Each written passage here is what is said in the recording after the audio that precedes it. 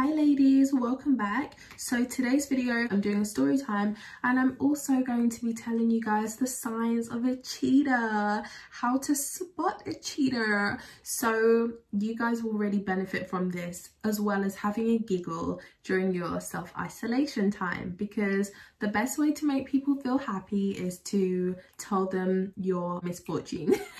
So I hope you guys have a giggle, sip this tea, like and share the damn video, and I hope you enjoy it. So right when I was around 20 or 21, I was working as a nursery nurse, and at that time I was working a lot of hours, and my life literally consisted of going to work and going home, going to work and going home, and I had no friends, no social life. What's changed? So I decided I'm so sick of being in my early 20s, not having any friends, and I'm going to rectify this right now. So I looked online how to meet new people and stuff like that, and I came across a website called meetup.com. So if you're not familiar with Meetup, basically you join groups of stuff that you're interested in, and other people who are also interested in those things will join the groups as well. They hold meetings or events and meetups for that group, and you can go and get to mingle with other people, like-minded people. So I joined a few of these groups and I attended a few of the meetups, and I didn't meet anybody that I really gelled with until I met Kelly. Me and Kelly, we got really close. We would go outside of Meetup and we exchanged numbers. We would go shopping together. We would go to bars together. Things that girls do together, we would do that together.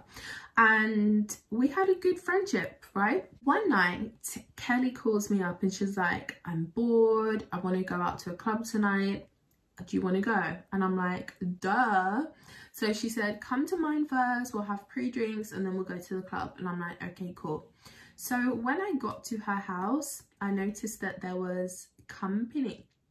Kelly had company. The company that she had was clearly her girlfriend, and I quickly realized that. So her girlfriend was a stud, and Kelly didn't tell me this because she wasn't sure how I would react, and I just let her know that, look, I actually don't care.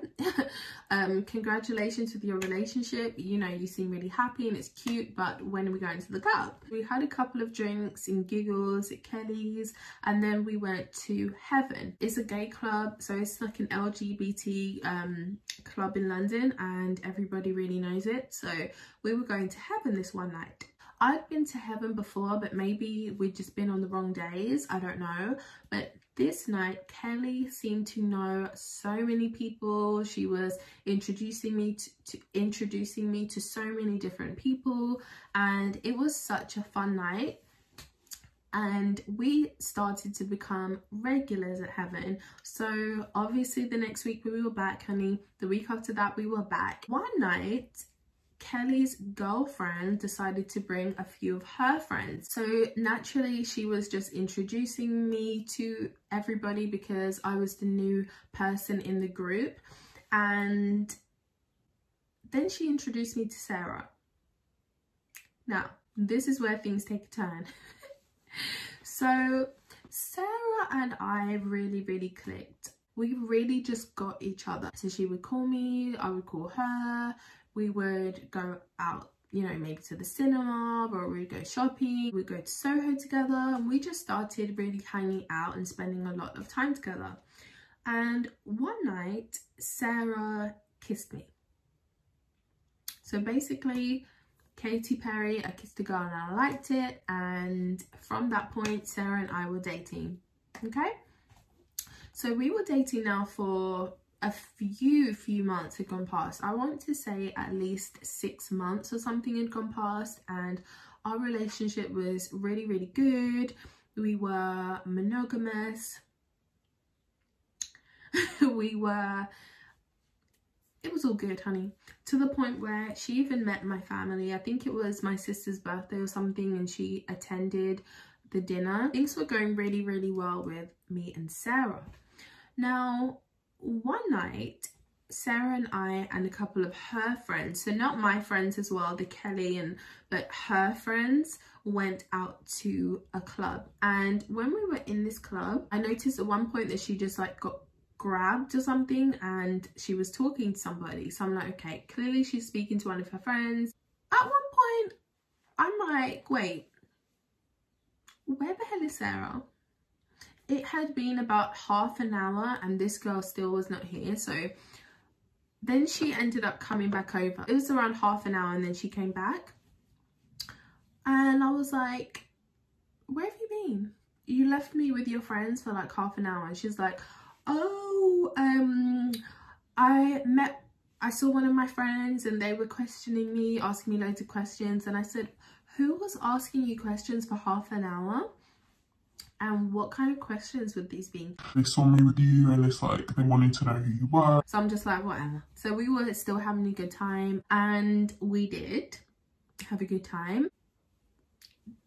Time out. That is sign number one when somebody starts doing things out of the norm that don't make sense. So for her to swan off for 30 minutes and not even let me know, that whole situation was a red flag. And I'm just like, yeah, I just want to have fun, yeah, I just want to drink. I was just not paying attention to the signs.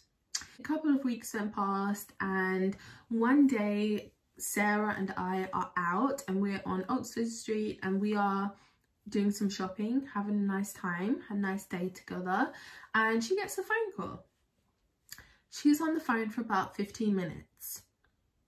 Now, when you're with somebody, when you're out and you're on your own conversation on the phone, it's unsociable. So she ended up coming off of the phone and gave me this story that she was speaking to her cousin just now and she just wanted to speak.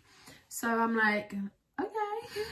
You know, I really wasn't thinking anything of it until she started telling me a life story basically, which I didn't even ask her for. Okay, that seems a bit weird that she's just trying to feed me information when I'm not even asking. That is sign number 2. Okay, when somebody is trying to overload you with information when you haven't even asked for it, they're just trying to cover their trails before you start questioning.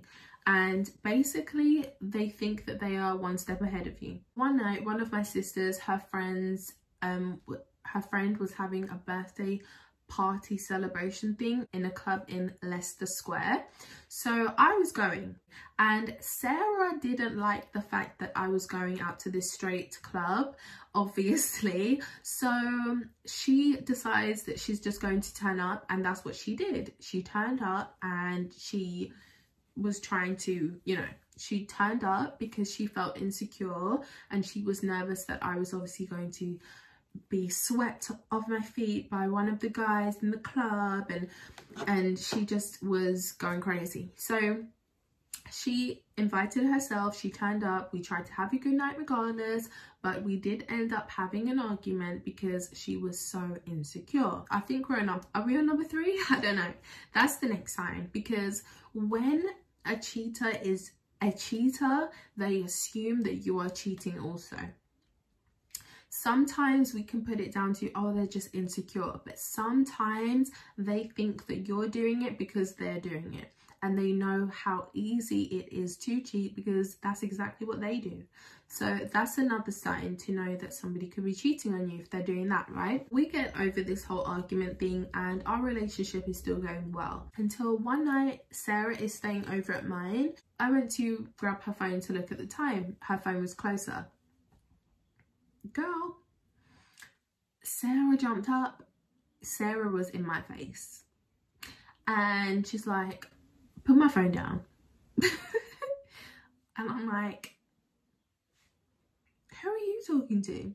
And then I realized, wait, she's trying to start conflict just in case I saw something on her phone, and she's trying to distract me with an argument. I wouldn't be able to see if there was a text there anyway without my glasses, so she really needn't have jumped up and got all excited. But Long story short is that I was holding her phone and I wouldn't give it back to her, and it got to the point, guys, where she was being so hostile to me to have this phone back, because she was clearly hiding something and she didn't want me to find out. And that is the other sign that these people will do. They will be so angry because they know that they're lying about something and they're trying to cover it up, and they don't know how to keep it covered anymore, so they lash out in anger.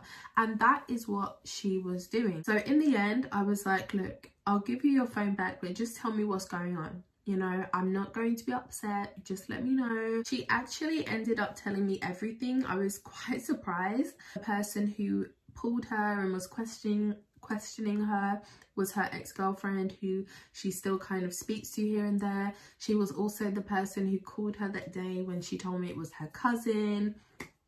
And she obviously may have had a text from her, and that's why she didn't want me to see the text in case I got the wrong end of the stick.